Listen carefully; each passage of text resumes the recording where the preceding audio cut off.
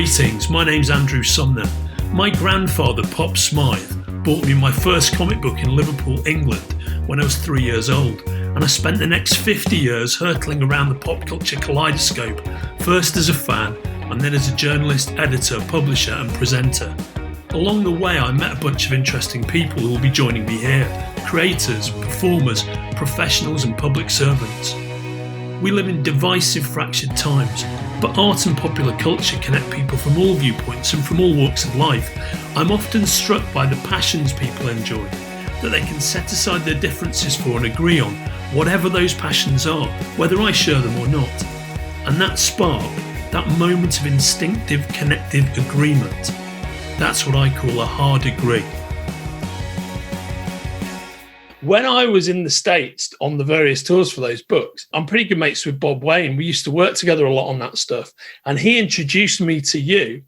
Yeah. I had a show about 20 years ago. This is for like 2 minutes. And you signed my copy of Sandman Mystery Theatre #1.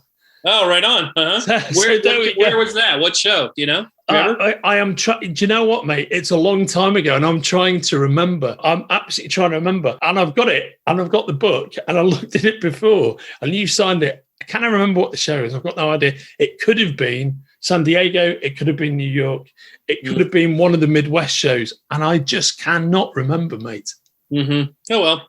Nice to see you again. Hey, it's nice to see you again, brother. So Ken, I record a podcast for the guys at Spoiler Country. They were going to record you for Spoiler Country, but instead we're going to do you for my show, which is called Hard Agree. And the principle of Hard Agree is talking to people about their careers and then using that as a conduit to talk about the things about that they are passionate about that we can all agree on to some degree, right? Sure. But I have to say, before we start, Kenrick is absolutely gutted that he can't talk to you because I'm a massive Grendel fan. Oh, too bad. And I'm a huge fan of yours, mate. I've read a massive amount of the stuff that you've written, which we'll get into. I'm, of course, a big Grendel and Mage fan, but I think Sandman Mystery Theatre is like one of my top favourite books of all time, you know. Yeah, right on. Top 3 or 4. So we'll get into all that. So first of all, mate, how are you? Where are you coming at me from? I'm in Portland, Oregon area. I'm in a suburb just south of that. We just had a rotten weekend. You know, we had this giant heat wave here. It reached 115 degrees. We luckily had an escape route. We had a friend that has a beach house that she was out of town. She lent us the beach house. So we had a little bit of escape. But even down there on the Oregon coast, which is normally quite cool and moderate, Sunday night, it was still almost 90 degrees at almost 9 o'clock at night. So I mean, but it's all completely broken, and now it's just absolutely gorgeous here. So. Well, that's lovely to hear. I was very worried for you guys and for my Spoiler Country colleagues in Seattle because you guys. We had it bad too. Yeah, you're on the same parallel as us here in England. Normally, you're not hitting weather like that, and you've got far too many trees for it to be north of 100 degrees. Yeah. Hell of a year we've had too, because so at the end of last summer we had these horrific wildfires that burned and burned and burned, and we were in a level 1 evacuation zone for a while, and the level 2 zone got almost up to our house. We were literally sealed in our house for over a week. Some days you couldn't even see across the street. The smoke was so thick.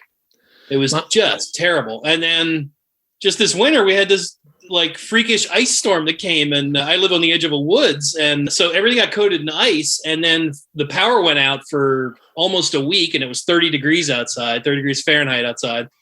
And oh my God, for days and days and days, we just heard branches and whole trees just thundering to the ground all around us. Luckily, nothing in our house, but a lot of people around us got a lot of damage to their house or their deck or whatever, you know. So yeah, crappy year in addition to the pandemic. You know? in addition to pandemic, in addition to political chaos in the Western world. Exactly. Yeah, you know, because as you know, in the UK, we've got a lot of the same problems that you guys have had. Certainly with COVID's been, you know, not brilliantly handled by the government here. The vaccinations has been well handled, but you know, the response to But that's the bit they've got right. The Biden I mean, you've got at least got the Biden administration in now. We've got still got the same far right wing clowns. You still got Boris. Yeah. Literally the worst government, not just of my entire life, but that I can ever think of in the democratic, British era. Just unbelievable. Mendacious, lazy, stupid. I mean, incompetent. We just had one of those too. We luckily got through it, but mate, these are strange apocalyptic times we are living in. That is for sure. Absolutely. Yeah. No, believe me, when I'm doing Grendel, I just feel like, oh God, it's not. I'm just holding a mirror up to the world. It's supremely prophetic. Yeah. I think that's a good point to say. Welcome to Hard Degree. I'm Andrew Sumner, and I'm privileged to have here as my special guest on this show, the one and only Matt Wagner, a man whose comics I've loved for I was embarrassed to realise what a massively long period of time it was when I looked at the timeline. But I've been a great admirer of your work for well over 3 decades, mate, and it's a pleasure to have you on the show. Thanks very much. Glad to be here. Oh, no. And, in regards to that, I just feel like I'm very proud of my longevity. As you well know, the comics world is a turbulent scene, and a lot of people don't last, and I'm still doing my own thing. And I'm lucky enough to be actually working with my son nowadays, who's grown up to be a fantastic colorist. And so I feel very blessed to have made it this far. Yeah, I think your son, by the way, has been a guest on with my colleagues at Spoiler Country, and they loved having him on the show. Oh, I didn't know. No, I didn't realize that, but okay, yeah. Yeah, no, they loved having him on, and I think it's always wonderful when you're in a situation like you're in. And the other person I can think of who's in a similar situation to you is the great English artist Sean Phillips, who now has his son Jacob do his colours. So, oh, really? I wasn't aware of that. Okay. All of those great Brew Baker and Phillips noir crime books, which I imagine, given your interest, you're at least tangentially aware of, that they're all coloured by Jacob now. So I'm very close to my own 2 kids, who both of whom are adults, male, female adult, and to get that opportunity to work directly on something creative just must be such an incredible feeling. Well, he's actually working in my studio these days. Yeah. And what's really neat about that too is that very, very luckily our musical tastes just completely mesh. He loves all older music. And, as he was growing up, I was always trying to expose him to the music I liked and newer music, Yeah. And now the roles have switched. Now he DJs for us all day long. And he says, Dad, I'm going to play this list. And, so absolutely really brilliant. Now, something I touched upon just before we started, before we were recording, is that I used to be a music and movie journalist. So you're touching upon one of the many things that's very close to my heart, primarily comic books, movies, music, which I've always found index massively. Generally, if you get somebody who's into comic book culture, they're nearly always a massive music fan. Sure, and a lot of contemporary music fans are big fans of comics, big fans of movies. So what would you say were your biggest influences musically, or your great musical loves? Oh, well, I always compare the early days of the indie comics scene, back in the early 80s to the punk rock. Kamiko days. Yeah. Yeah. Kamiko and the early days of First and Eclipse and all that, the initial rush of that stuff, to the punk rock scene. And it had this very much this, do-it-yourself aesthetic and breaking away from the mainstream to kind of get back to the core of what we really loved about comics to begin with, that had gotten kind of lost in the shuffle for both mainstream music and mainstream comics. I'm a giant fan of the Beatles, Elvis Costello, the Ramones. In fact, I just sent my son, yesterday was Debbie Harry's birthday. My son is like the world's biggest Blondie fan. Oh, fantastic. Yeah. And just yesterday was her birthday, and I found a photo somebody posted online of a famous shot of her and Joey Ramone with their arms around each other. And I sent it to him, and he just said, "We're not worthy." But I have really wide-ranging musical tastes. So long as the music's honest, I feel a real kinship to it. And like I said, he's now this, he has his Spotify lists, and I have mine, and they're pretty damn similar. So. Yeah. That's a beautiful thing to hear. I mean, I think the analogy to the days of punk rock and the early days of the independent press in comics really when it bit in the mid 80s. The interesting thing for me about the 80s in that kind of mid post-punk new wave era is the music that came to be sort of ascendant from about, I guess, the mid to late 80s to the early 90s was very, very synthesizer driven, right? And I think it's when you listen back on that stuff now, I've encountered many like tunes that I loved at the time, and I listen to them now, I'm like, oh man, there's not a single naturally played note in the bunch here, and it sounds quite jarring. It's like sometimes when a movie that I love but I sometimes struggle with on one level is William Friedkin's To Live and Die in LA. I've always loved that movie, and it's got a soundtrack by Wang Chung, which is great, but it's also just about the most perfect expression of an 80s artifact that I could ever think of. Yep. And when you're watching the movie, the music gets in the way because all these massively jarring synthesizer chords layered over everything. Yep, I totally agree. Yeah. But at the same time, as you said, it so plants it in its time and place. It's like there was never any confusion about when this movie was made. Yeah, absolutely. It's totally rooted. It's totally rooted. I mean, a film made at a very similar period of time, which in a weird way dates less extremely is Streets of Fire, which is a semi-nonsensical film, but because it's got that Jim Steinman soundtrack, which is as overblown as it could possibly be. I mean, there's the roof and they blow the roof off, and there's the glass roof and they blow that off, and they just keep on going. The extremity of that movie has always amused me, but actually as a listening experience, you can just get into it because it's overblown rock and roll. Yeah, I had that soundtrack. I played it to death for when that movie was fresh. Oh, right. And those two Fire Incorporated songs, the ones that Diane Lane brilliantly mimes to, by the way. They're fantastic. They're like almost like pure Jim Steinman in his most extreme form, right? Exactly. Yep.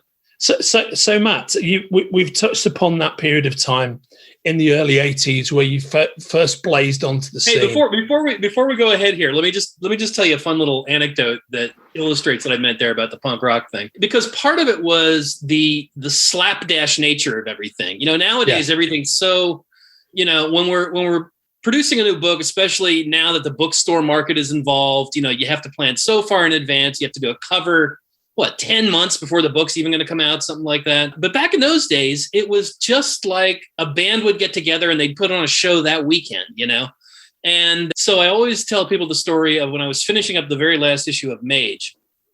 And Joe Matt, I'm sure you're familiar with his work, right? Well, at that point, he was a college buddy of mine, and he was helping me color that last issue, which was colored in the very archaic fashion of blue line coloring. So we had stayed up all night to finish it. And the Comico offices, I was living in Philadelphia at the time. The Comico offices were outside of Philadelphia. And so we had, this Friday, this book had to go out to the printer or else it was going to cost us more money. And of course, that's a big no-no in small time publishing. And so, oh my God, we stayed up all night. We were just frazzled as shit. And we gathered up all the art and we ran to the train, and we got on the train and took the train out of town to the Comico offices. And Bob Schreck, who worked at Comico at the time, met us at the train stop, picked us up. We went to the office. We pasted on all the page numbers by hand on every single page. And we packaged it up and we rushed off to FedEx, and we got there 3 minutes before they closed. And I just thought, boy, that's punk rock, man. That's just rush. We're doing it right now. It really is. It really is, mate. I mean, and that's what's beautiful about it, right? It's that what must have been that it must have been so creatively effervescent for you guys living in that moment. I was in a daze. Well, we got really, really fucked up that night. We got very wise. Yeah. I'd have been disappointed if you didn't get fucked up, mate. Yeah. Yep. But then I was just in a daze for just a haze for days afterwards. I was like, wow, that's all done. I just finished my first epic storyline, But yeah, again, the slapdash nature of everything back then, really, I got to say, I miss it, Yeah, no, I get it. And of course, at that age, when you're in those moments, you can handle it as well. You've got a ton of energy. Yeah. It's not what dragging you down like those moments can, kind of in later life where you've got a lot of responsibilities. Actually, they kind of, walking along the knife blade is something that, you get a massive amount of when you're in your early 20s, and, you're trying everything, you're throwing everything around to see what works. And as a result, you end up making some terrific creative decisions, when it's do or die. You can't mess around with this. You got no time to be fussy. You have to decide things and make them work and move ahead. Decide things, make them work, move ahead. Yeah. And that's always been a thing I like about comics too, is it just doesn't, of course there are comics that, have taken years and years and years to produce, but I kind of like the fact that comics force you to move ahead at a brisk pace. I would compare it to, the Beatles' main period of production. I always point out to people, all those songs that were have become such a piece of the fabric of artistic life in the 20th century. They produced all those in the space of 7 years. Yeah. And, nowadays a band can have 5 years between one album and the next, and what really worked for them was the record company saying, boys, we need an album by November, they just like, well, okay, got to do it. And, force them to come up with just fabulously creative stuff. You are totally speaking my language here, mate, because I'm actually from Merseyside, born and raised, right? Oh, great. and of course, the Beatles alongside Liverpool Soccer Club are just a huge religion where I grew up. Yeah. Mm-hmm. And everybody's got the Beatles story of when they met someone. My dad used to work with, my dad's got two interesting stories of a music fan. He's got a load, but these are the two key ones, I think. He used to work when he was a young man alongside Jim McCartney and Paul's dad. And at a certain point, they'd go for their 11 a.m. kind of coffee break, and my dad would be one of the young guys in this office, and Jim and his mates would be the old guys in this office, and Jim would be going, oh yeah, my lad's like playing at the Cavern, he's got this group and blah blah blah, and this went on for a period of time. Then one day Jim just wasn't there anymore. It's like, oh, where's Jim? Oh, he's retired, because Paul bought him a house on the Wirral, which is like the posh part of Liverpool. And my dad was I've talked about this in this podcast before, but so I won't labour this point, but my dad was Jerry Marsden's bank manager. So, if you're familiar with Jerry and the Pacemakers, who recorded, Ferry Across the Mersey and You'll Never Walk Alone. Yeah, right. He was networked into all of that. So it's, that was an amazing piece of time. But Matt, have you ever read that book, Revolution in the Head? Yeah. Have you heard of it? Right. I will, when we're done, I'll send you a link so you can see what this book is. It's written by a musicologist who's now passed away. It's written within the last 10, 15 years. And it basically goes through every day that the Beatles had in the studio and what they were recording. Yeah. Oh, wow. And it charts their musical growth from, recording Please Please Me all the way through to recording Abbey Road. And the amazing thing is that period of time you're talking about, it's actually the real creativity is an even shorter period of time than that, because it's really the step change is Rubber Soul, right? And it's Rubber Soul to Abbey Road. Yeah. It's an amazing piece, I think, of cultural history, not just history within the last 50 years, but history of the world, since history has been recorded, that these four guys from a very blue collar city in England actually grew up within 5 miles of each other, and then had this creative alchemy between them, and then went on that incredible growth journey that they did, where they were recording covers to they were just creating these never even imagined of by anybody else sonic soundscapes. It's just an unbelievable story. My son's absolutely convinced that they were either aliens or travelers from the future. Yeah, right. Yeah, they're probably an alien race, and the advance guard was like Elvis, who literally never has, nobody has ever looked like Elvis before or since, right? He's got to be an alien. And then John, Paul, George and Ringo, it makes complete sense. Yeah, I love it. That's amazing. So, mate, in that incredibly creatively fertile period of time, correct me if I'm wrong, but my memory certainly is that I think your first published work was that Kamiko Primer number 2, which has literally the first Grendel story in it, right? Yes. Mm-hmm. Yeah. So, what was your journey? What was it that took you to that point? At what point did you know you were going to be an artist? And what was your story between zero and when you got there? Well, so I always knew I wanted to be an artist. I grew up reading comics. My mom was an English teacher and always encouraged me to read. Unlike a lot of English teachers of her generation, she didn't mind that I was reading comics. She thought I'd grow out of them. Instead, I grew into them, But very my parents had a school memories book, one of those things where you put your photo and, your height and weight and all that stuff, little mementos and stuff from your years in school. And on the back of all the elementary school years, it had a spot that said, what I want to be when I grow up. And one year I wrote astronaut, and I have to assume that's the year they landed on the moon, because every kid wanted to be an astronaut then. Every other year I wrote comic book writer, just because I at that point I assumed whoever wrote them drew them too, So then I went to a university, a liberal arts university, but then I transferred to an art school. And, I grew up kind of out in the country. I had no firm concept of the actual business of comics. In addition to the business of comics was so localized at that point. There was no FedEx. There was no overnight delivery. You had to live within train distance of the publishers. You came into the office in person. And so you all had to be around New York. You came into the office in person. You got your assignment. You went home. You brought it back in person a week or so later, And I was nowhere near that. I had no access to that. But then I transferred to an art school in Philadelphia. And one day on the elevator, I met some guys that later formed the nexus of Comico, my first publishing company. So as you said, I developed Grendel for just a spotlight story in Comico Primer.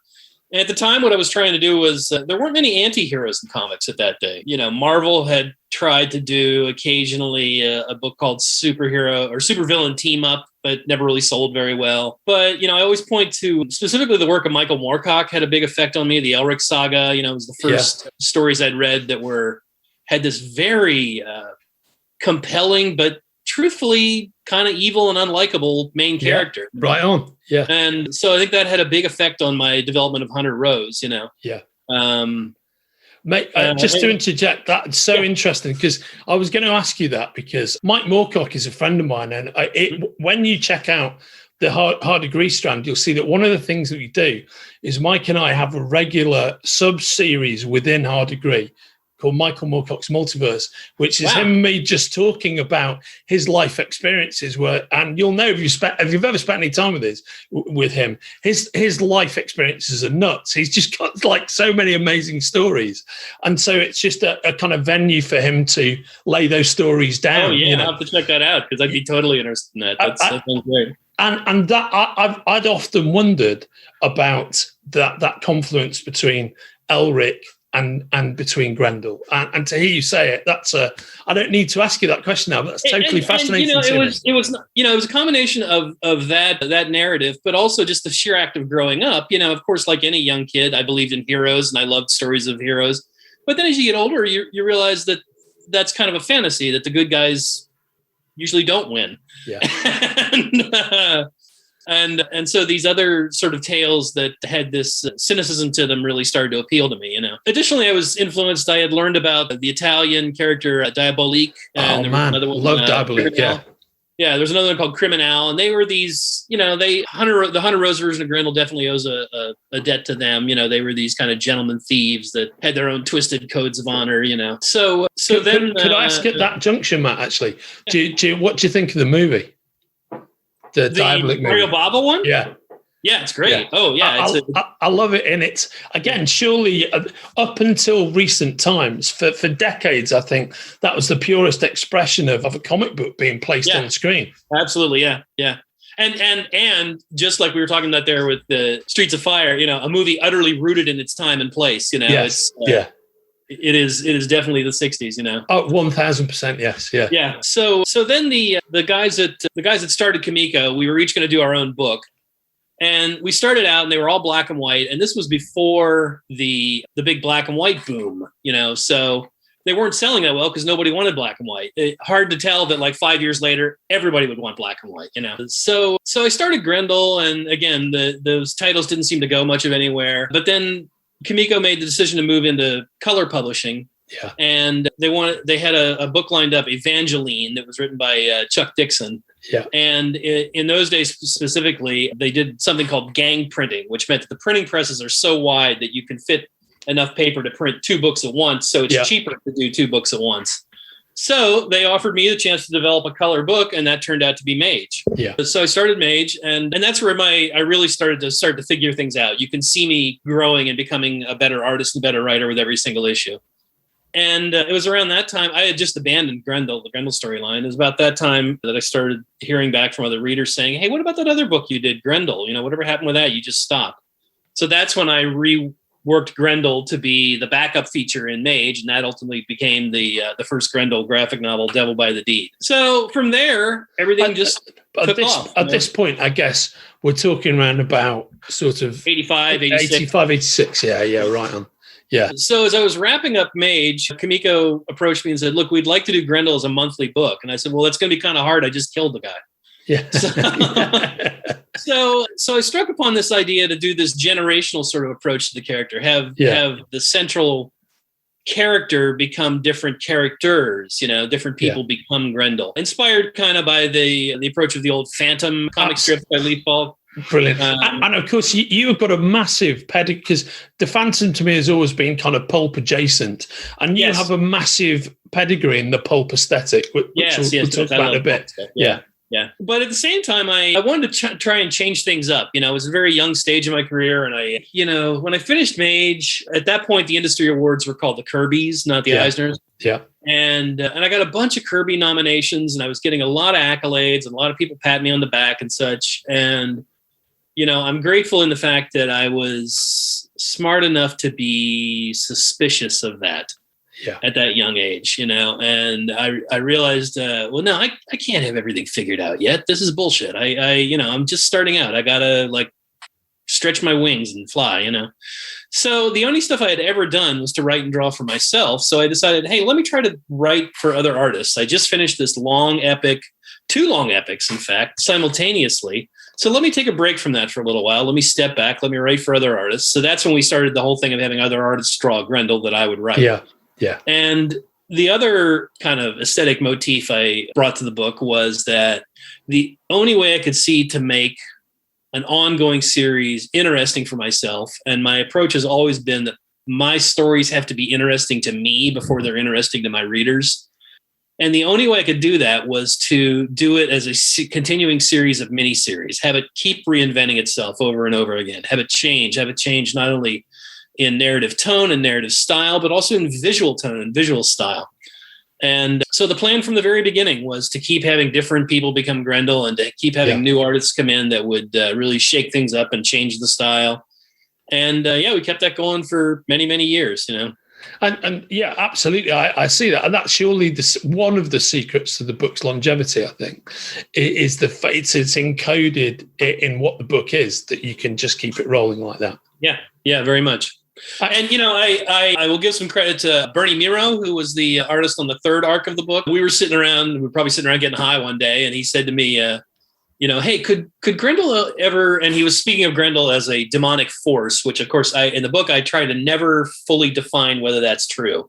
It could be that, it could be something else. It could be a change of perceptions. It could be a societal zeitgeist that just refuses to let go. But in the way he was speaking of it, he said, could Grendel ever inhabit a crowd of people instead of just one person? And I suddenly decided, let's have him inhabit the whole world. So that's when I started to move things ahead in the future and have this future scenario where there's a ton of Grendels, and the term Grendel is turned on its ear. It's no longer the bad guys. It's the military elite of the world, And so that opened a whole different vista of opportunities for stories and narratives and visual approaches, And what was it? I have to say, mate, that I know you were talking about what that rolling roster of artists brought to the book, but I think to my, I'm somebody who loves comic book art but is not an artist. I'm a journalist, right?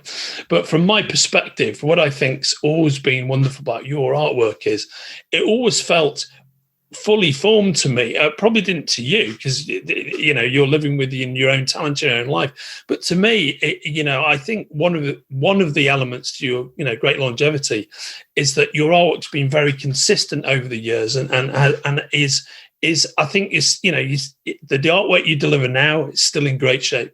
But when you go back in time and see even that early stuff you were doing, it felt really fully formed to me. Yeah, I mean, we were talking about the Beatles there. You could almost view my career like that, right? I mean, the early stuff had a simplicity to it, and I got more sophisticated as I went, and yet it is still the same group of four guys. You know what I mean? When you listen to early Beatles stuff, it's obvious it's them. When you listen to later Beatles stuff, it's obvious it's them. I find that's the same with my work, as you said there. Even the early, cruder examples of my work, you still see all the elements that are there in the later, more developed examples of my work. I think that's a beautiful and spot on analogy. I also think it's very interesting that you describe yourself as having some degree of skepticism about that early celebration and recognition of your work, because outside of the Kirbys, correct me if I'm wrong, I think, when did the Eisners begin? It was around about 88, maybe just before that. I'm very early on. Yeah, correct me if I'm wrong. You were nominated for a Best Writer Eisner, weren't you? Very early on for Grendel, right? I'm thinking it must have been about 88 or something. Yeah, I was. All right, so I have a very charming story about that. So I was a presenter at the very, very first Eisner Awards. Brilliant. Okay, of course, pretty small event, because it was brand new. It was at San Diego. I was also nominated for. It was at the hotel at this point, right? Yeah, right. Yep. And I was also nominated for one or two things. So Will gets up and he gives this keynote speech about the event. And oh my God, it was so moving. And, he just went on and on about his love for this medium and how he feels it's so untapped, and how when he looks at younger artists, he sees the potential that he always hoped would be there when he was trying to develop his art.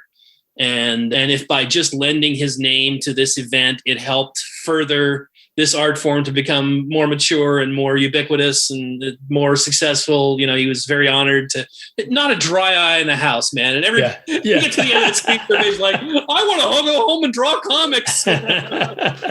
And so we get through the award ceremony. I didn't win any of the things I was up for.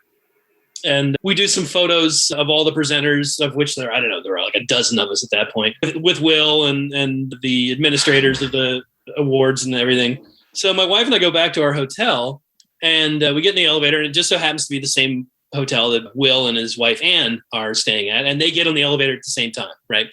And Will's he's just flush with this event, he's all practically giddy. Yeah. And he doesn't really know me, but he recognizes me from being on stage, and he says, "Oh, congratulations." And I had to go, "I didn't win anything, Will."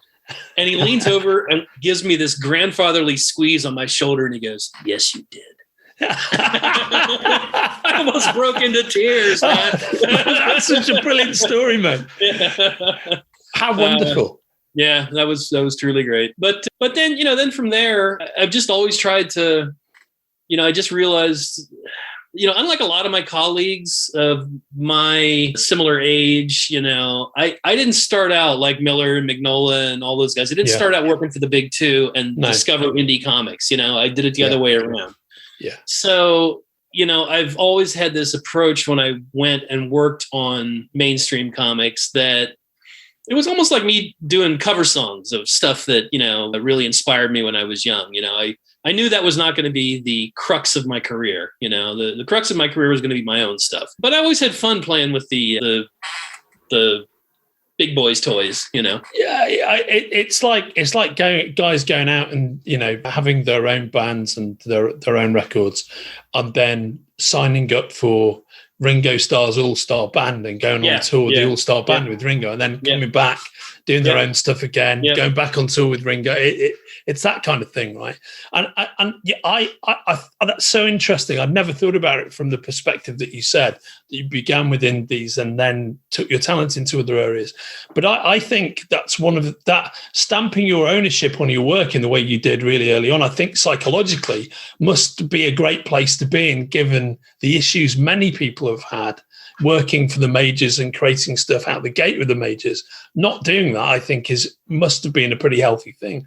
Oh, absolutely. And if you look at all the stuff I've done for the majors, it's always been me very significantly working with an editor that trusted me and knew to just leave me alone. Don't try and put a thumbprint on me. It ain't going to work. And, you had mentioned Mystery Theater. This is a perfect segue into that. So, I had met Karen Berger several times at cons. She had always kind of had an open invitation, bring me something, let's do something together. And So I was also at this time a big fan of Guy Davis's book Baker Street. I don't know if you've ever seen that. Yes, I have. Yeah. So good. Yeah. And if I'm a huge fan of his. If your viewers don't really know it, it was an indie book published by Caliber Comics in the 80s, and it was basically a punk female Sherlock Holmes. And I just loved Guy's approach and the way he was able to evoke this pulp sense without losing the real world humanity of it all. So I contacted Guy and I said, "Hey man, I'd love to write something for you. And I've got this in at DC. I'm pretty sure we could get something rolling, if you're into that." And he was. So I said, "Well, I'll tell you what, go through the DC Who's Who book and find some characters you'd like to take a shot at, and let's see what you got." Okay, now the funny thing is, all 3 or 4 of the characters he sent me were all characters in hats and cloaks. So the Sandman, Wesley Dodds, we know, but who else was on his shortlist at the time? Phantom Stranger, and who he later ended up doing a piece with. Is the character's name Anarchy? It's a Batman villain. Yeah, Anarchy, the Batman villain. Yeah, for sure. I can't remember the 4th one, but he had the Wesley Dodds Sandman in there, and he had a note that said, "Well, I know they won't let us do this one because of Gaiman's Sandman." Yeah. And I said, "No, that's why they will let us do this one." Because at that point they hadn't figured out how to branch off Sandman. Of course, the special thing about the Sandman was Gaiman's writing. Yeah. And he hadn't yet established the vast Gaiman-verse that ultimately came about. But in that first issue, he had this 1 or 2 panels that connected Morpheus as being Morpheus's magical imprisonment, as being what screwed up Wesley Dodds' dreams and drove him out into the streets to try and fight crime. So I said, well, that's the perfect segue. That enables us to give a whole new approach to this old tried and true character. And so I decided we really wanted to try and strike this pulp sensibility. So every storyline was going to be 4 issues, so that when they later collected them, they'd be the size of a pulp magazine, right? Which is exactly what happened. Yep. And I really wanted, I was a big fan of crime fiction, but crime fiction tends to be pretty rough and right wing in many ways. As I was doing research, and I learned all about Dashiell Hammett. Was a very, very far left politically. And people tend to think that progressive politics kind of sprung up in the 60s, and boy, it really didn't. No. And so I wanted to have kind of a progressive approach to this character back in the 30s. And more importantly, we took elements from the actual Golden Age stories. And one of them was, unlike many other characters at the time, Wesley Dodds' girlfriend, Diane Belmont, knew who he was. None of the other characters had a girlfriend who knew who they were. So the other thing that really struck me about comics and comic book relationships was they were all so angst-ridden. They were also, I can't be with you, that sort of thing, And we wanted to have a healthy relationship. We wanted to have a pair of characters that truly loved each other, And if you look at the 5 or 6 year run of that, every 12 issues, every year's worth, their relationship went through a significant step, a significant dating. So I think we really achieved that. I wrote the first year by myself, and then I had I knew Grendel was on my horizon again, and I wouldn't be able to do all of that myself. So that's when I met up with Stephen T. Siegel, and to see if we could co-write it together. And that just worked out seamlessly. We were both very leery that was going to work, but it ended up working very, very well. Well, Matt, I as I mentioned before we started, I truly, Sandman Mystery Theatre, it is one of my top 2 or 3 books of all time. No word of a lie. I'm not just saying this because I'm talking to you. It really is. And I've got my number 1 signed by you. Thank you very much. But I think you have gloriously touched upon a number of the things that I was going to ask you. But I think as somebody who's kind of very left-leaning myself, I always recognize that sensibility in the book and within the portrayal of like Wesley Dodds, with his classic sort of New Deal social conscience that he has, yes, right? Which was always very powerful to me.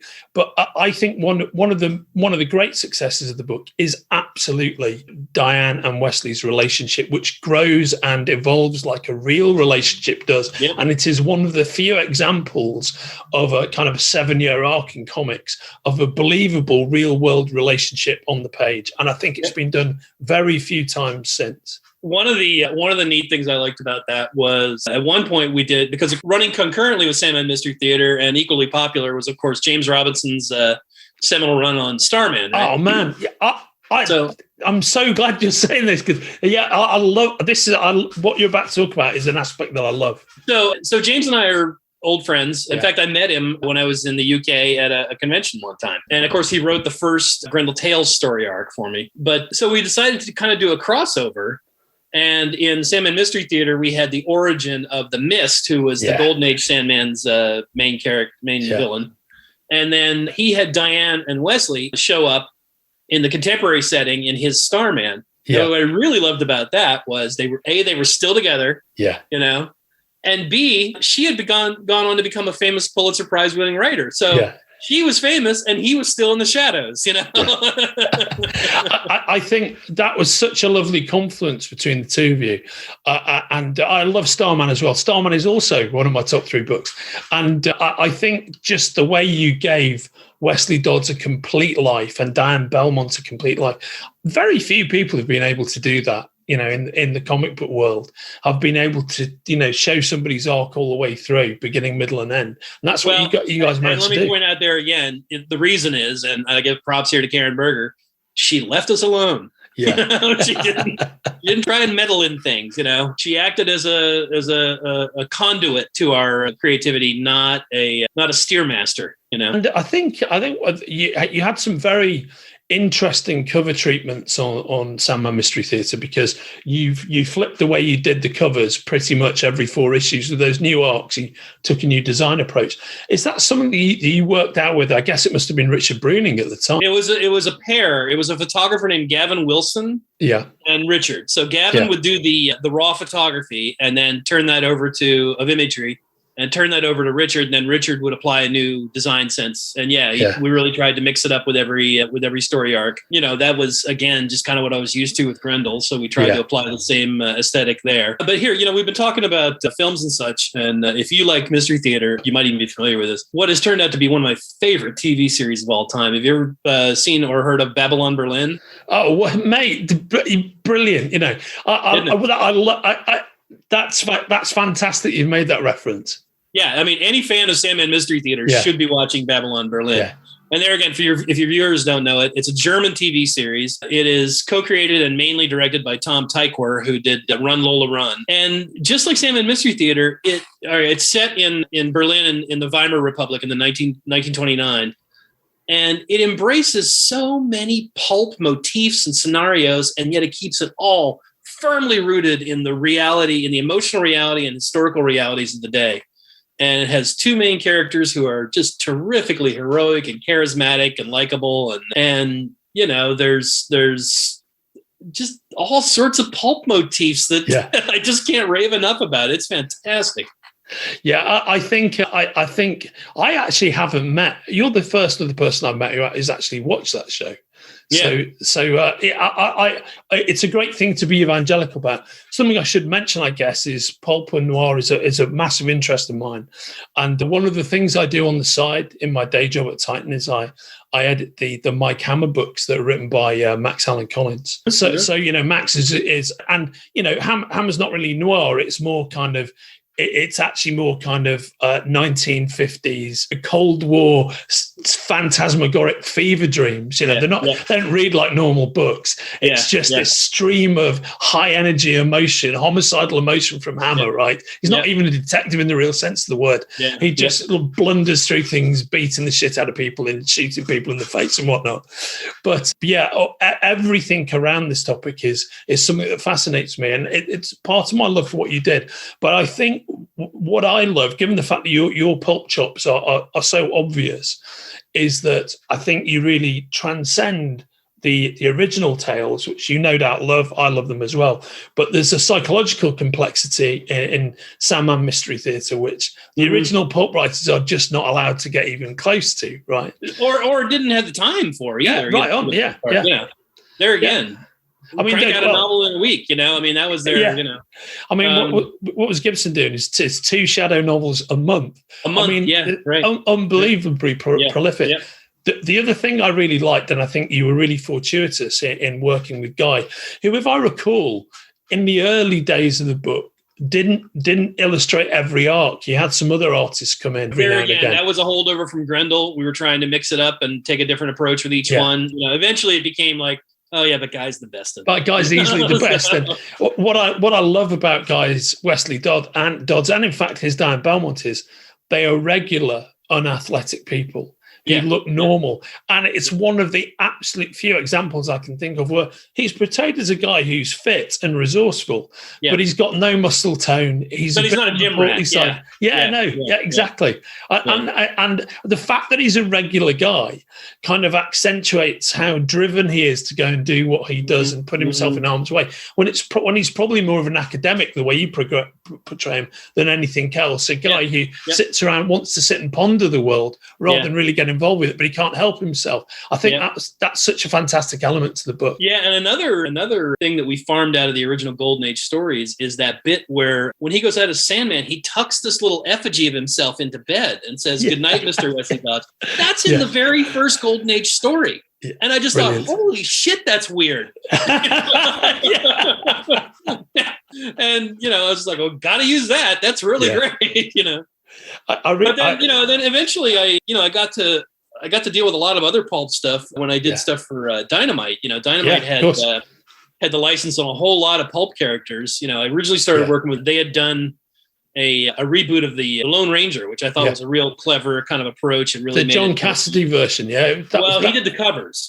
But it really kind of made it a young, fresh character, Yeah. And then I saw they got the rights to Zorro, and I've always loved Zorro. So right on. I called Dynamite and I said, "Hey, let me be your John Cassidy on this. Let me be your cover artist on Zorro." And they came back to me and they said, "Well, what'd you think about writing it too?" So I got to write, a long run of Zorro, ultimately culminating in the crossover we did with Quentin Tarantino with Zorro and Django Unchained. Yeah.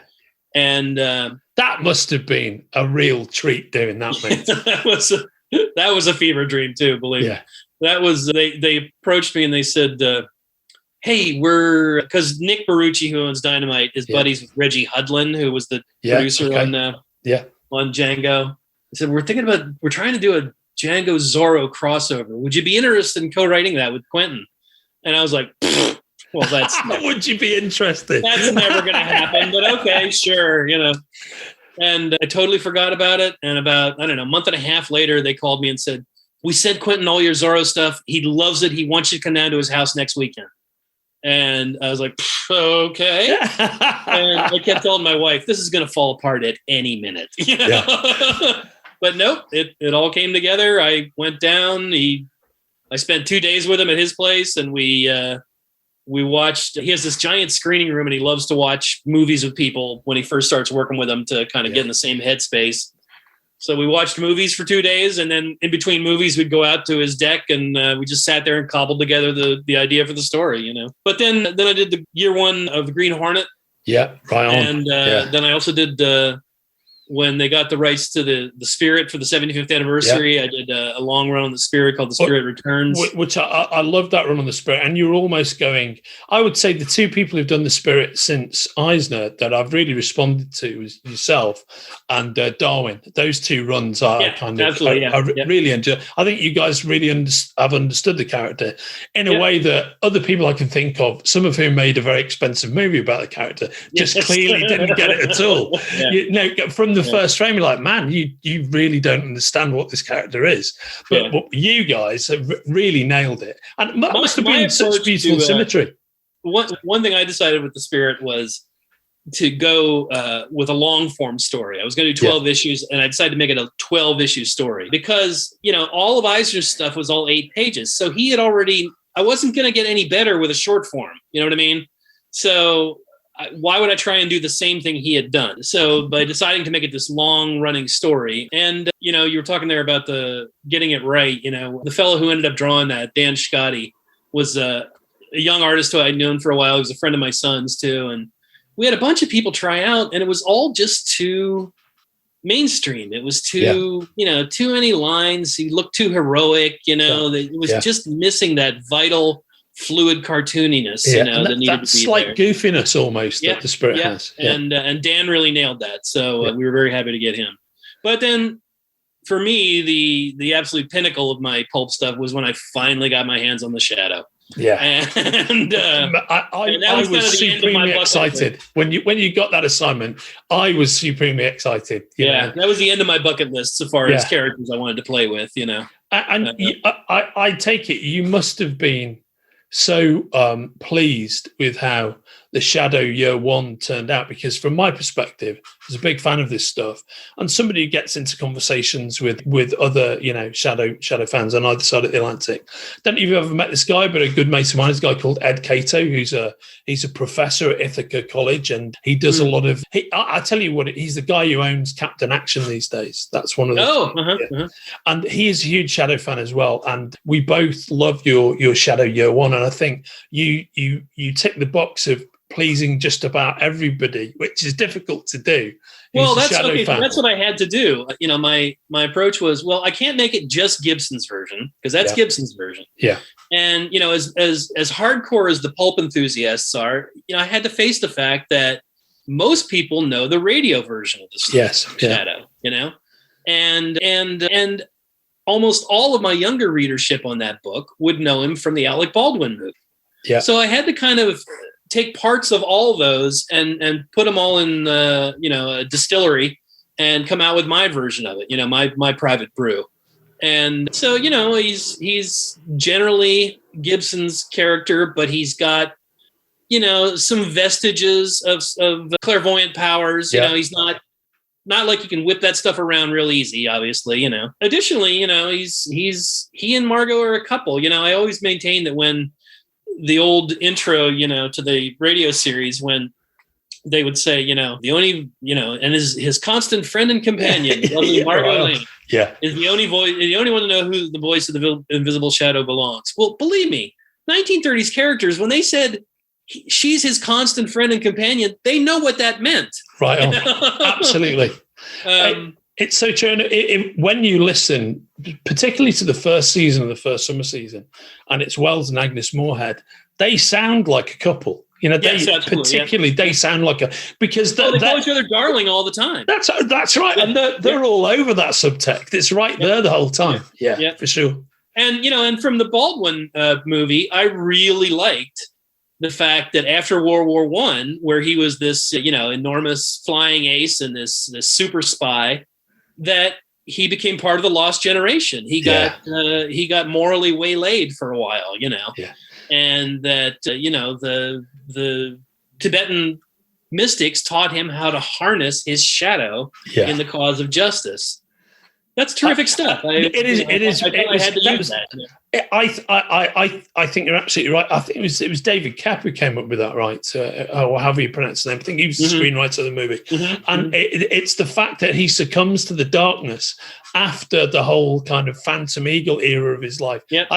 Which you would do, of course, because you've got PTSD. You're stuck in the middle of a bunch of opium fields after having had, you know, been on the front line, you know, behind the lines in World War I, doing really dirty jobs, killing people up close. It all makes such complete sense. Yeah, the other thing I always tried to do, which I really tried to tap into more with The Death of Margot Lane, is, of course, you know, the Shadow's a pretty, like Sherlock Holmes, is a pretty blank character emotionally. And, you know, I certainly didn't want to make him weepy or you know, or anything like that. But I tried to tap into some emotion that he has with Margot during that storyline, you know, and how, you know, her loss would absolutely devastate him, you know, at number one, the loss of his lover, but also two, you know, a huge failure on his part, you know, which turned out to not be the case. And it was also my chance to, like, I've always just hated Shiwan Khan. Like, Shiwan Khan's always the goddamn villain, you know. It's like, come on.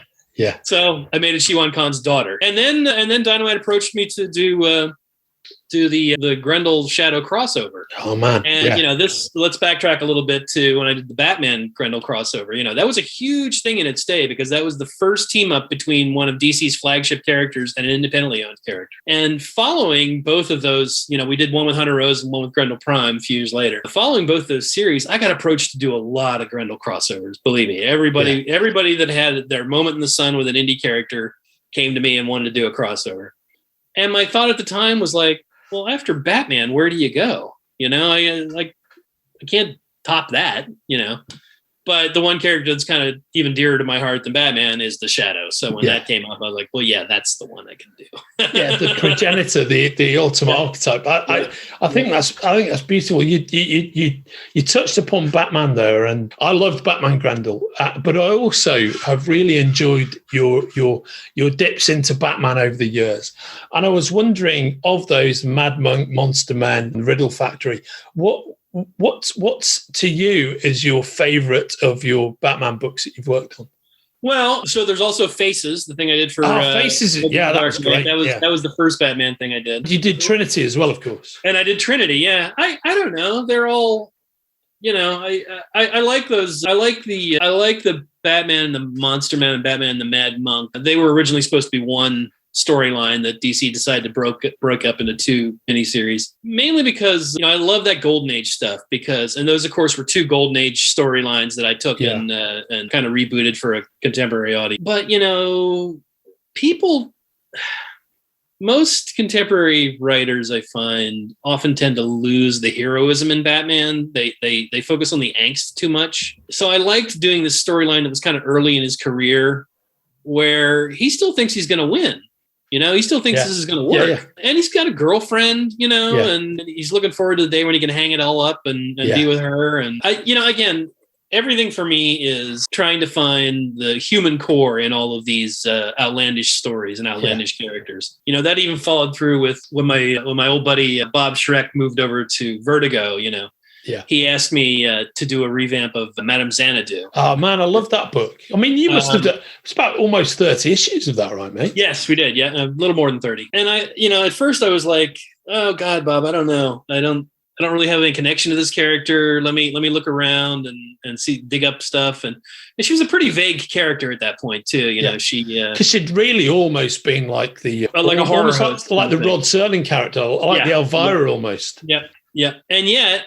I forget where it was, but they mentioned that she had this kind of ongoing enmity with the Phantom Stranger. Yeah. And boom, immediately that was it for me. I was like, oh, well, if they hate each other, that means at one point they loved each other. Yeah. So let me tell that story. Yeah. And there again, that was this mystical character that didn't have much definition, and all of a sudden I had a human core to work with. Yeah. For both of them, brilliantly designed characters that had no depth whatsoever. They were ciphers in a way. Yeah. So to get to inject all of that. Yeah. Certainly, it's a tremendous amount of fun to read for that reason. But as a creator, it's just got to feel great. It strikes me as we've talked through these planes of your career, like how many times you've actually had the opportunity to do that, to flesh out these concepts that, because they either date from an era where comics were less sophisticated and the industry was different, or simply because the characters filled a need. They're essentially a host, or the Phantom Stranger, Madame Xanadu. But you've repeatedly had these opportunities to flesh out these underdeveloped characters that are brilliant archetypes at the same time. Yeah, I enjoy doing it too. Yeah. One of the neat things about that storyline was, of course, we're all familiar with the contemporary look of the Phantom Stranger. That hat, the turtleneck, that medallion he wears, and the cloak. And we were going to span like from ancient Britain, from Arthurian times to modern day. We were going to hop through centuries over the course of 12 issues.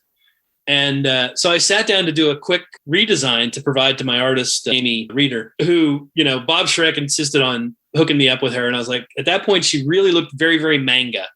Yeah. And the only stuff she'd done looked manga. And I was like, oh, Bob, I don't know, man. I'm not quite seeing it. And I was proven completely wrong. She did a fabulous job on that. But I sat down and tried to redesign the Phantom Stranger so you would know immediately who he was, but through the ages. So with like a druidic cloak and the medallion, and then later a French tricorn hat and the medallion and a cloak, and then later a top hat for Victorian days and a cloak, an opera cape, and it just kind of flowed seamlessly. It was like, wow, like, all right, we can tell that that's the ssame guy through all these different generations, wearing kind of the same getup, but with the different contemporary aesthetic of the time, Yeah, I think that it's such a beautiful concept.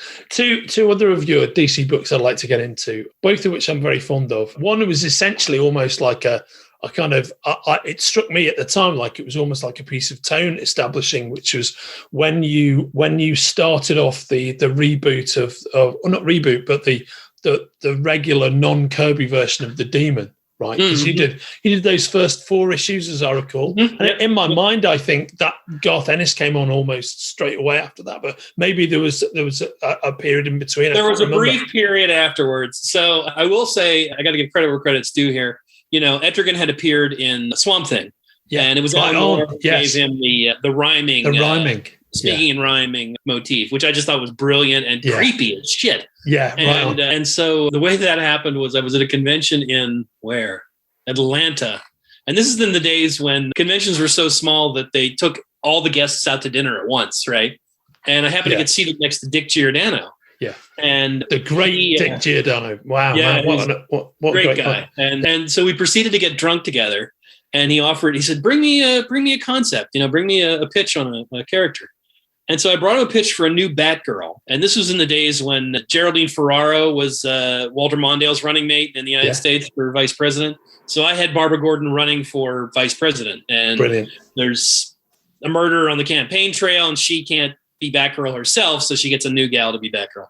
They already had plans to cripple her in Killing Joke, so I couldn't do that. So he said, "But bring me something else. What do you like?" And I said, "Well, I always liked the Demon." "Great, bring me the Demon." So, my thing was to separate the Demon and Jason Blood and then have Jason basically become almost the Demon's hunter, like trying to trail him.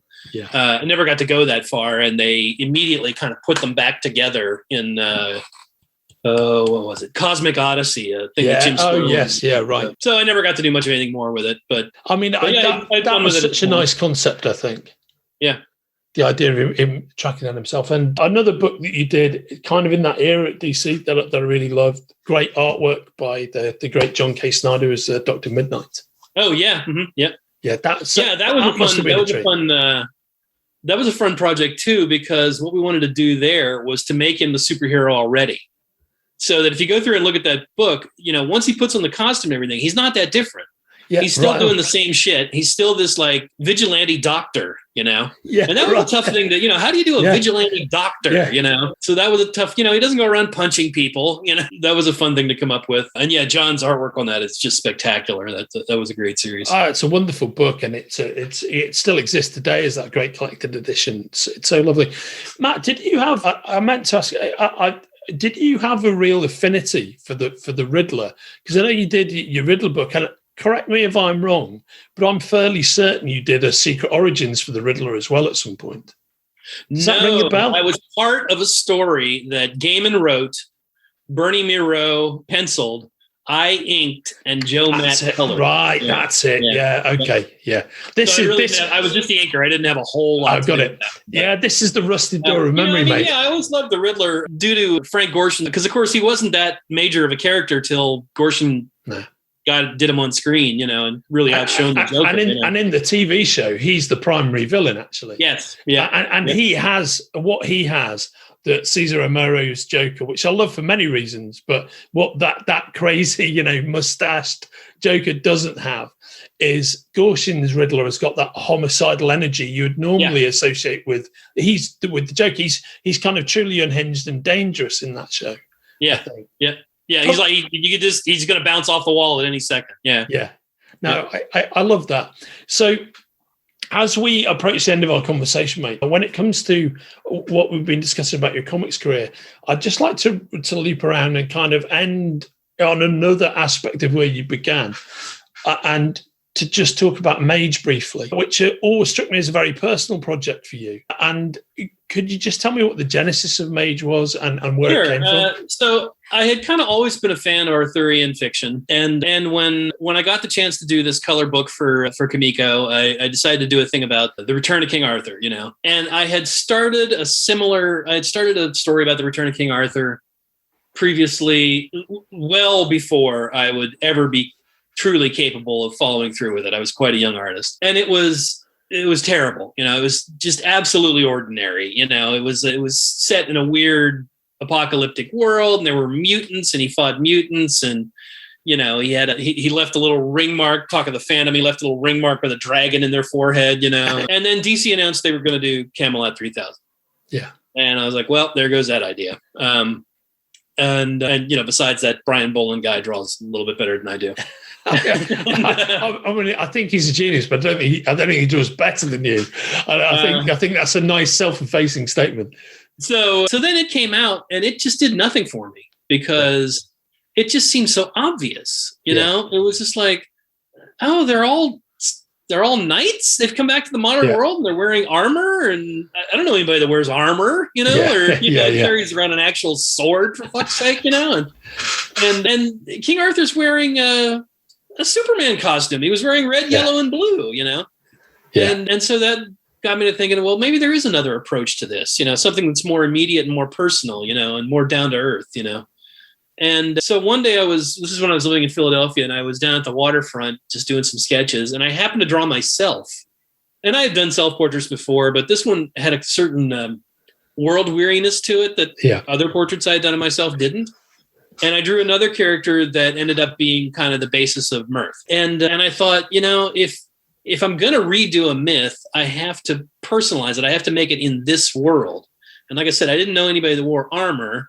I knew guys that wore jeans and T-shirts, and ran around through the alleyways. And nobody had a sword, but a couple of guys I knew had baseball bats stuffed under the front of their car seat, And so that started the process of that. I didn't quite realize when I started it how autobiographical I was truly going to make it. The fact that I was just by happenstance working aspects of my life and my emotional reality at the time into the storyline. And of course, the three parts of the Mage trilogy really follow Joseph Campbell's archetypes for the three stages of the hero's journey. When I started Mage, I had never heard of Campbell, and I knew nothing about his work. That's fascinating. And years later, after I'd finished Mage, when I read The Hero with a Thousand Faces, which is his big treatise on the subject, I read the first stages of the hero's journey, and it was like a point-by-point plot breakdown of Mage. Yeah. And, on one level, I was like, whew, well, I got that one right. And on another level, it struck me as like, wow, this shit really is hardwired into us. These archetypes work for a reason. And he's right. These myths follow these pathways because they are echoes of our psychological development as human beings, And so I started to get more specific with the second and third parts. I followed his breakdown for the second and third stages of the hero's journey, but in an effort to still keep that freshness that I had in the first one, not knowing his work, for both the second and third series, I didn't write anything down. I didn't do any breakdowns, no thumbnails. I sat down with blank pages and I started to draw, and I let it take me where it would go. That is fascinating. I don't want to make that sound like I didn't think about it at all. I did. I knew points I wanted to get to, but I didn't know where it would take me, or how I would get there. And in fact, years later, I read Stephen King's memoir On Writing. Yeah. And he talks about kind of following the same thing. He's not a copious note taker. He comes up with characters, he comes up with concepts, and then he pushes his characters into that concept and he follows them through the story. And that was very similar to the way I approached Mage, And, Mage is notorious for having taken me so very long to complete. But I think that's one of its strengths in the long run. Originally I intended to go right into Mage 2, probably 2 years after finishing Mage. And then, of course, Kamiko had their big bankruptcy scandal, and that tied up everything for a while. And I got deflected in other interests and other creative endeavors. And then when I came back to Mage, I realized that break was necessary because I needed to live more of my life in order to reflect on it and mythologize it, And also, very importantly, I got to the point where, in addition to not doing the layouts or anything, or even writing down anything, I tried really hard in between book 1 and book 2 and book 2 and book 3 to not think about Mage at all. I didn't want to lock on any story ideas or concepts that I would grasp too hard and would end up becoming stale. I tried to keep it very fluid and keep pushing Mage away till I couldn't push it away anymore. Till all of a sudden I found I couldn't think about anything but Mage. That now's the ripe time. Now it's time to address this period of my life that I just got through and translate that into Kevin Matchstick. And it worked beautifully, in that regard. Specifically, I point to the fact that in the third volume, it involves my wife and my kids, avatars of my wife and my kids. And I realized that I needed to let my kids grow up before I could portray them at the younger age that they were. If I was trying to portray them when they were that age, I would have idealized them too much. I needed to kind of see what sort of people they were going to be, to see that person reflected in their younger selves and be able to portray it. And so that worked out too. So the fact that Mage took me so long, I think, is one of its greater strengths, in the long run, narratively.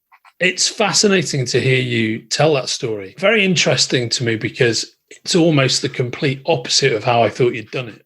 Yeah, and good. Now I hear you. Now I thought you sat down fairly early on in life, had a kind of overarching plan that you sketched out, and I thought what had happened is, having that overarching plan on some self-determining, self-actualization level, your life had come to mirror aspects of it. I thought, that's it. I really want to get into that. But actually, what you've just said makes a lot more sense. Yeah, that's much more plausible. Yeah, it would have been too staged otherwise. Again, I had to let life unfold and then portray it, not the other way around. I mean, I was even coming up with shit till the very end. I had this revelation moment on the next to last page. When Kevin and his family, the adventure's all over. They come back to the real world. His wife, who's a witch, a magic user, has a familiar. It's a purple cat with bat wings. But when they come back to the real world, it looks just like a regular cat. And Kevin's daughter says, "Oh, look at you, kitty. You look like a regular kitty now. I'm going to call you Domino." All right. At one point when my daughter was young, we had these two cats and we had names for them. And she just decided one of them was named Domino. Even though we couldn't talk her out of it. We were like, no, that cat's name is this. No, he's Domino. And I only realized that as I was penciling that next to last page. I was like, oh shit, she's going to call that cat Domino. That is fantastic. That's part of the freshness and the joy I get out of working on it in that fashion. I don't work on any other project that way. Yeah. But for Mage, it just fit, I'd say it's a beautiful thing. It's a beautiful thing to hear. It's made it more resonant. I think after having this chat with you, I'm going to go back and reread it from that perspective, because I think that'll be very interesting. It's so different from what I thought, but it's lovely hearing you describe it. Where did Kevin's name come from? I don't know at all. Just that, because such an unusual choice. Here in the UK, we had I don't know if you've ever heard of a British actor called Trevor Eve, and his daughter Alice Eve is quite well known actor. Alice Eve, she's in one of the Star Trek movies famously, and it's her dad. He's a very well known TV actor in the UK, and he starred in a 1980s private eye show called Shoestring, and the character's name is Eddie Shoestring, and and of course that's a name that nobody would ever be called. But the minute that I read Kevin's name, I thought, man, that's another one of those. I don't know where Kevin came from. I don't really know where Mirth came from, other than I do know where Mirth came from. One of the earlier versions of Merlin's name is Myrthin. Yeah. I'm butchering that Welsh, I'm sure, but I just shortened that to Mirth. But the creation of Edsel, when I was working at the Comico offices, which were in a suburb outside of Philadelphia in the early days, one day one of the guys came in and he said, "Hey, there's a garage up the road here and they've got an old vintage Edsel. Let's go take a look at it." So we went up and we took a bunch of photos of it and everything, and that's how Edsel came about. Oh, mate, that's awesome. And Matt, to rock us back into the present day, what are you working on at the moment? New Grendel series, following up on Grendel Devil's Odyssey, once again, always trying to mix things up. When I finished Mage, I decided to come back to Grendel, and I wanted to do a Grendel Prime story. And I just felt like we'd been in that world, the futuristic world with the Grendels and all, and the Grendel Khan and the Grendel clans and all that for long enough. So I decided to send Grendel Prime into outer space. And this was my opportunity to kind of pay homage to Heavy Metal magazine. The early Heavy Metal magazine had such a huge effect on me when I was 16. And it, the motif from those early heavy metals of like a lone adventurer in space, hopping from planet to planet, that's pretty much been lost in contemporary science fiction. Yeah. So I got a chance to do that and kind of do a little riff on Gulliver's Travels at the same time. And of course, the publication of the series got interrupted by the pandemic. It was an 8-issue series. We got the first 4 issues out when the everything closed down. But then just recently, Dark Horse put it back into production, and the final issue is getting ready to come out middle of this month. And then I'm on to the next series. And the end of Devil's Odyssey greatly changes the entire Grendel universe. So just always more changes. Amazing. You never stand still with it. I'm never that's what I'm looking for. I'm always itching to keep moving, I'm like a shark. I got to keep swimming. Right on. well said, mate. And in the world of the great pulp archetypes, is there anybody left? Have you completely emptied that, ticked off that bucket list? Have you got anybody else? I was never much of a Doc Savage fan. So I thought you might be able to do take a good stab at the Avenger. That's what I was thinking. I thought the Avenger would be somebody you could do. There's aspects of the Avenger that I kind of like, and there's some silly stuff that I don't like. It's one of the things that always got me about Doc Savage was the his crew of 5 guys. It was just like he's got this crew of 5 guys, and like none of them do anything as well as he does. So why does he need these guys? Yeah, right. They're not like the Shadow's operatives. The Shadow is the mastermind of all those operatives. He sends them, you go do this, you go do that. That's completely different. How about the Spider? Have you ever felt any heart? The Spider's the Spider is just like a more psychotic version of the Shadow, and that's never really appealed to me. Dynamite offered me the Black Bat at one point. Oh yeah, and so I went and read a bunch of those. They're not very interesting, though, are they? They sure aren't. Yes, you're right.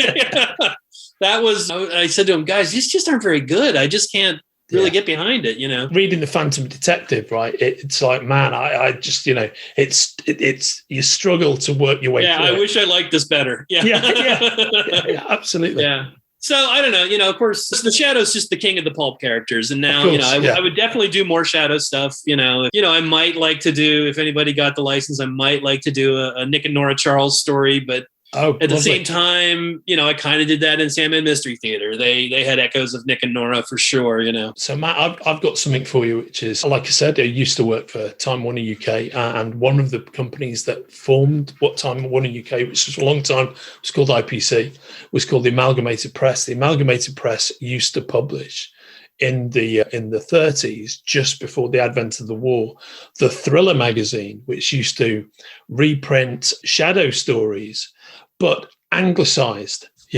So basically, Inspector Joe Cardona becomes Sergeant Joe Carton, right?